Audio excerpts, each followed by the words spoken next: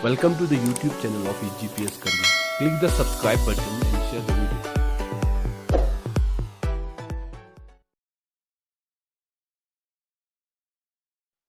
औज़ु बिल्लाहि मिनश्शैतानिर्रजीम बिस्मिल्लाहिर्रहमानिर्रहीम अस्सलामु अलैकुम dear students and welcome to the EGPS YouTube channel.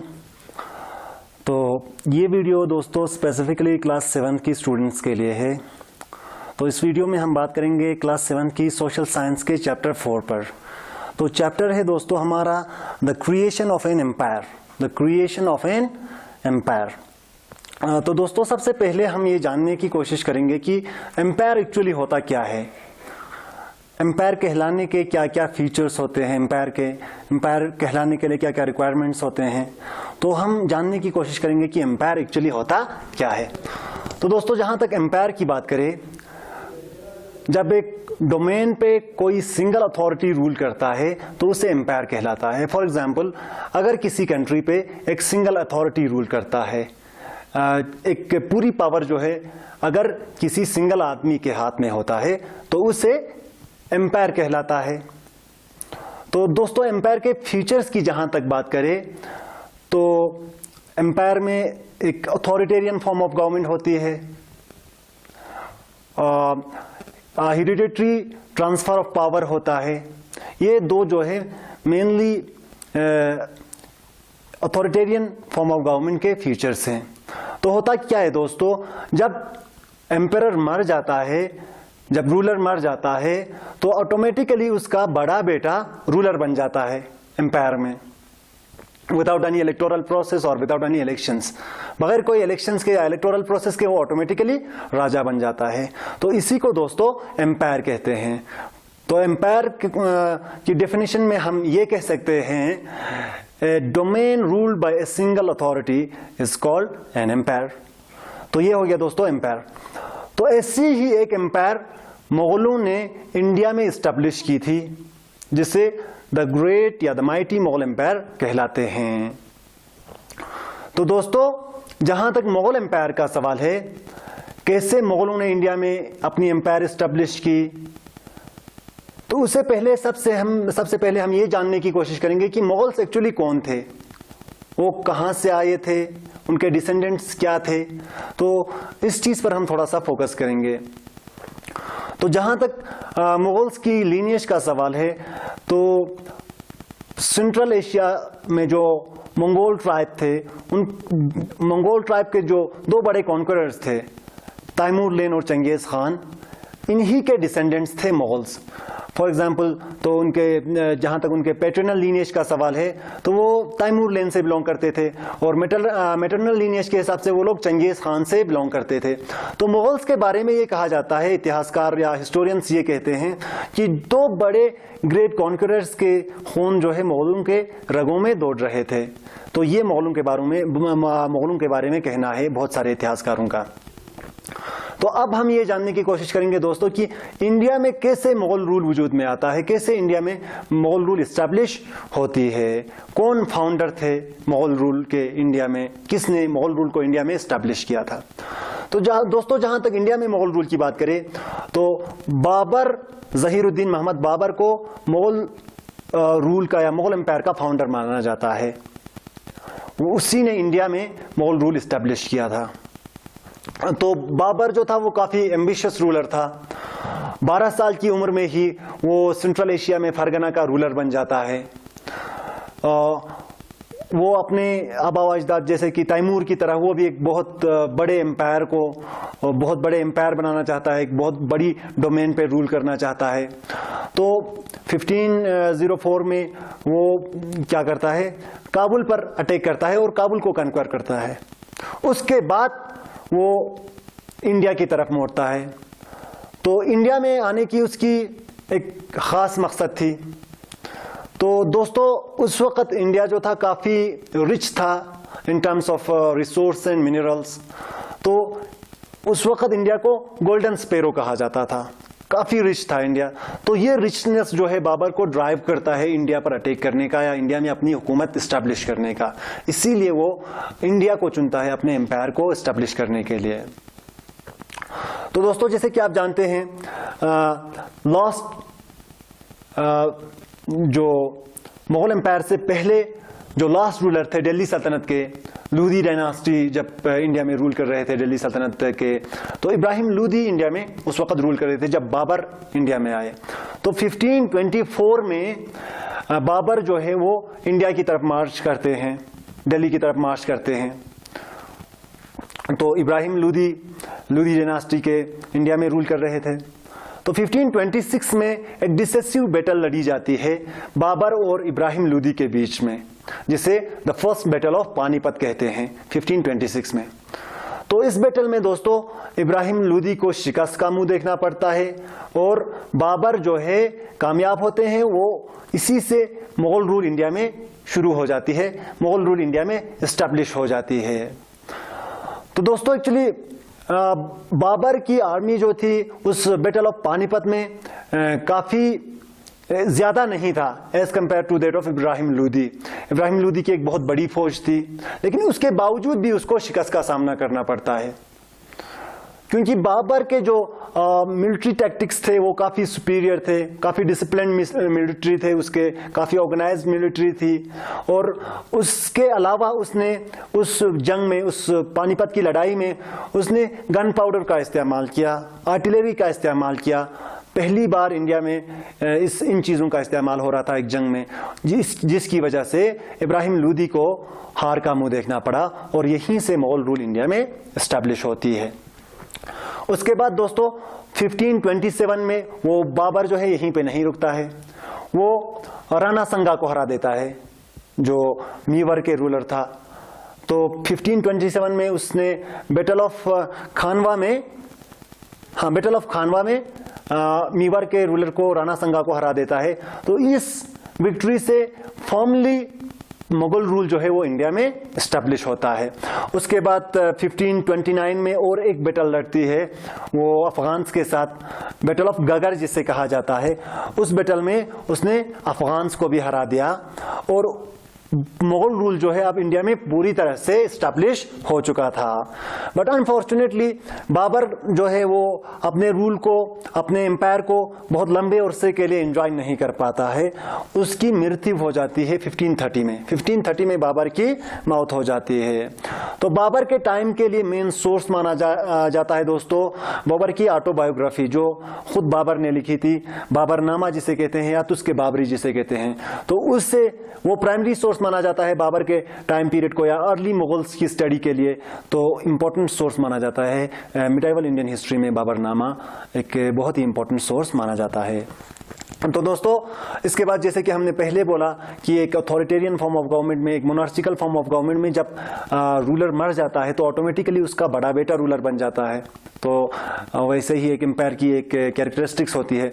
तो इसी तरह बाबर के 4 बेटे थे दोस्तों, एक था हिंदाल, दूसरा कमरान, आस्करी और हुमायूं। हुमायूं जो था बाबर का सबसे बड़ा बेटा था। तो होता क्या है, हुमायूं जो है वो अब रूलर बन जाता है, हुमायूं जो है अब दिल्ली सल्तनत का रूलर बन जाता है। तो हुमायूं जो था वो काफी इनकॉम्पिटेंट था एज कंपेयर टू बाबर। एक तो उसे एक बहुत ही वास्ट किंगडम मिला था रूल करने के लिए, बट वो जो किंगडम जो थी वो अभी तक कंसोलिडेट नहीं था, वो यूनिफाइड नहीं था, मुस्तहकम तौर पर वो एस्टेब्लिश्ड नहीं था। आप हुमायूं पर जिम्मेदारी थी उस बड़े एम्पायर को, उस वास्ट एम्पायर को कंसोलिडेट करने की जिम्मेदारी थी। तो सबसे पहले गलती हुमायूं क्या करता है दोस्तों, वो अपनी एम्पायर को अपनी भाइयों में डिवाइड करता है। जैसे कि वो अपने तीनों भाइयों को अलग अलग प्रोविंस का गवर्नर बना देता है, जिससे कहीं ना कहीं उसकी सुपरमेसी जो है वो कम हो जाती है। तो उसका एक सेंट्रलाइज्ड पावर नहीं रहता है उसके हाथों। तो ऊपर से जो गुजरात से बहादुर शाह जो है उसको अपोज करता है, बिहार का गवर्नर उसको अपोज करता है, और ईस्ट इंडिया में अफगान्स जो है उसको अपोज करता है शेर खान की क़यादत में। तो इनिशियली उसको थोड़ी सी कामयाबी मिलती है जब वो गुजरात और मालवा पर अपनी कंट्रोल जमा देता है, अपना कब्जा जमा लेता है और वो बहादुर शाह को हरा देता है। उसके बाद वो ईस्ट की तरफ मुड़ते हैं जहां शेर खान जो है वो अफगान्स जो है शेर खान की क़यादत में काफ़ी स्ट्रॉन्ग थे, काफ़ी मजबूत थे। तो जब हुमायूं ईस्ट की तरफ मुड़ते हैं तो अफगान्स के हाथों 2 कंसेक्यूटिव लड़ाई में उसको हार का मुंह देखना पड़ता है। पहले बैटल ऑफ चाउसा में 1539 को उसको हार का मुंह देखना पड़ता है। उसके बाद 1540 में बैटल ऑफ कनौज में उसको एक बार फिर हार का मुंह देखना पड़ता है। वो शेर खान के साथ वो दो लड़ाई लड़ती है। First one the battle of Chausa, battle of Chausa, जो 1539 में लड़ता है हुमायूं और शेर खान के बीच में। तो उस जंग में हुमायूं को हार का मुंह देखना पड़ता है। उसके बाद 1540 में एक और जंग लड़ता है हुमायूं शेरशाह से या शेर खान से, जिसे बैटल ऑफ कनौज कहते हैं। उस जंग में भी शेरशाह को फतह मिलता है, हुमायूं हार जाता है और हुमायूं को इंडिया छोड़ने पर मजबूर होता है और आखिरकार हुमायूं इंडिया से भाग जाते हैं, वो काबुल चले जाते हैं। बाद में काबुल से भी भागकर वो पर्शिया चले जाते हैं, जहां पर वो अगले 15 साल के लिए रहते हैं। तो मुगल रूल जो है इंडिया में ऑलमोस्ट खत्म हुआ।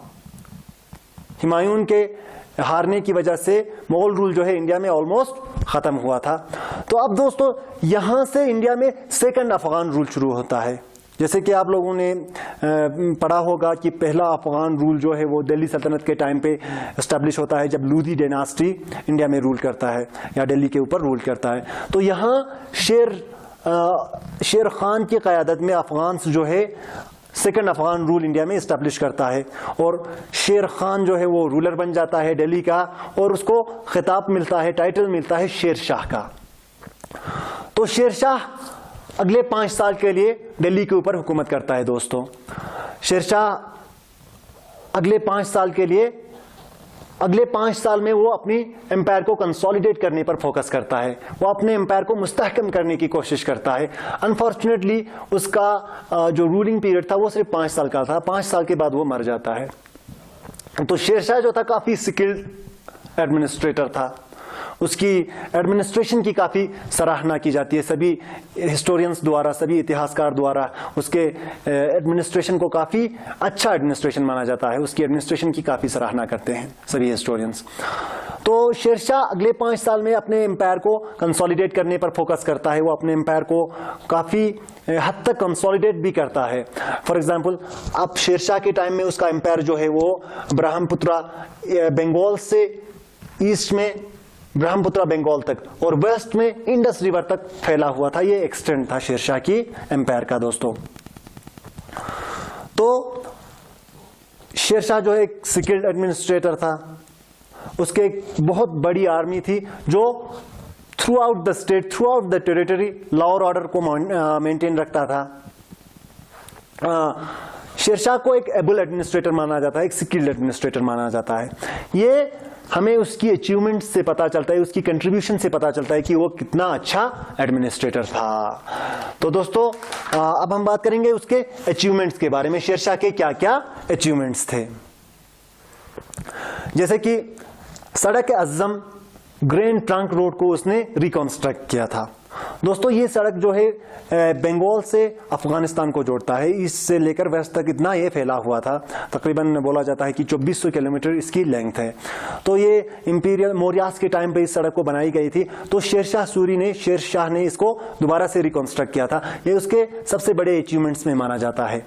वो काफ़ी पब्लिक वेलफेयर के लिए वो काफ़ी काम करते थे, वो अपनी जनता के लिए काफ़ी चिंतित रहते थे, हमेशा उनकी भलाई सोचते थे।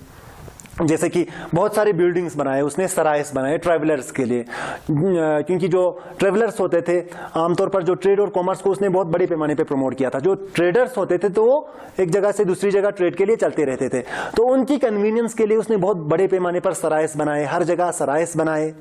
और हर रोड साइड पे उसने वेल्स खोदे पानी के लिए और बहुत बड़े पैमाने पे ट्रीज प्लांट किए, दरख्त लगाए। तो ये पब्लिक वेलफेयर के लिए बहुत बड़े पैमाने पर काम करते थे। तो तीसरी उसकी अचीवमेंट थी दोस्तों, उसने करेंसी सिस्टम को बहुत अच्छे से रिफॉर्म किया था।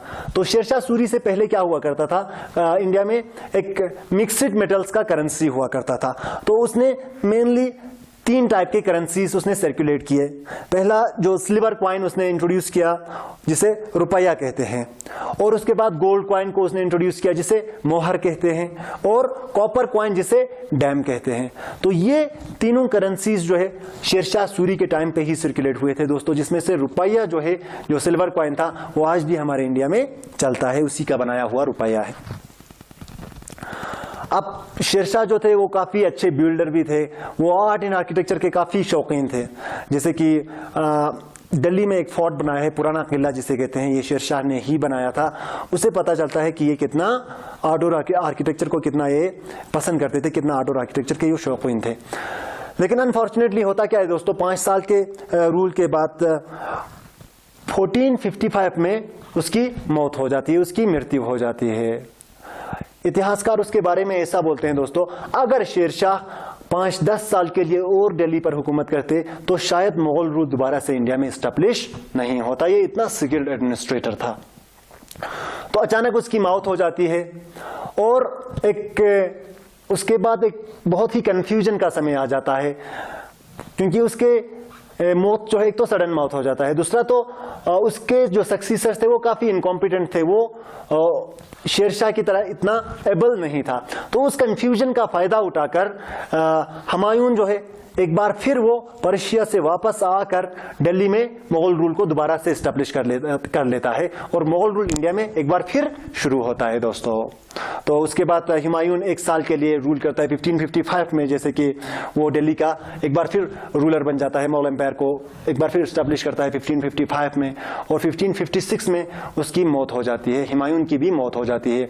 वो अपने ही बनाए हुए एक लाइब्रेरी थी जिसे दीन पनाह कहते थे, उसी की सीढ़ी से गिरकर उसकी मौत हो जाती है, और उसके बाद Akbar the great Mughal empire बन जाते हैं, मुगल एम्परर बन जाते हैं। तो दोस्तों अगले वीडियो में हम बात करेंगे अकबर के बारे में, कैसे अकबर को क्यों ग्रेट कहा जाता है, greatest of the Mughal empire कहा जाता है। लेकिन एक चीज मैं यहाँ बताता हूं दोस्तों कि शेरशाह सूरी को फोररनर ऑफ अकबर कहा जाता है। जितने भी एडमिनिस्ट्रेटिव स्किल्स थे शेरशाह सूरी के, उसी को काफी हद तक अकबर ने अडॉप्ट किए थे। तो अगले वीडियो में हम अकबर के बारे में पढ़ेंगे दोस्तों, अकबर के एडमिनिस्ट्रेटिव स्किल्स जानेंगे, अकबर के राजपूत पॉलिसी जानेंगे, अकबर के रिलीजियस पॉलिसी जानेंगे। इन सब चीजों के बारे में इंशाल्लाह हम नेक्स्ट वीडियो में बात करेंगे। वस्सलामु अलैकुम वरहमतुल्लाहि वबरकातुहू। Thank you for watching patiently. Stay home, stay safe. Thank you.